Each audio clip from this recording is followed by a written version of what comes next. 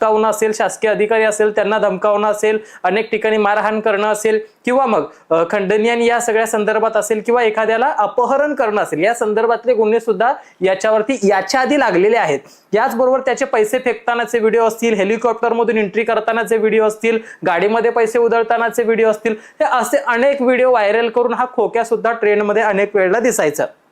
तर हा खोक्या ज्या वेळेला आपल्याला माहिती आहे व्हिडिओ व्हायरल झाला आणि पोलिसांकडून त्याला अटक केली जावी अशी मागणी संपूर्ण महाराष्ट्रातून ज्या वेळेला केली जात होती, विरोधकांनी किंवा राज्यकर्त्यातल्या अनेक माणसांनी, नेत्यांनी हे प्रकरण ज्यावेळेला उचलून धरलं त्यावेळेला मात्र याला अटक केली जाणार हे लक्षात आल्यानंतर हा फरार झाला होता. हा फरार होत असताना छत्रपती संभाजीनगर असेल, सोलापूर असेल, किंवा तिथनं प्रयागराज पर्यंत असेल, सातत्यानं पळत पळत इकडून तिकडं जात होता.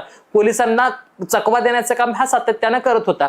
परंतु असं सुद्धा अनेकांकडून म्हटलं की राजकीय पाठबळ असल्याशिवाय इतके दिवस एखादा गुन्हेगार लपून राहू शकत नाही. मात्र पोलिसांनी सुद्धा काय सांगितलं, आम्हाला आमचं लक्ष खोक्यावरती व्यवस्थित पद्धतीनं होतं, फक्त त्याला व्यवस्थित ट्रॅप करून आम्हाला पकडायचं होतं, म्हणून थोडासा वेळ लागला.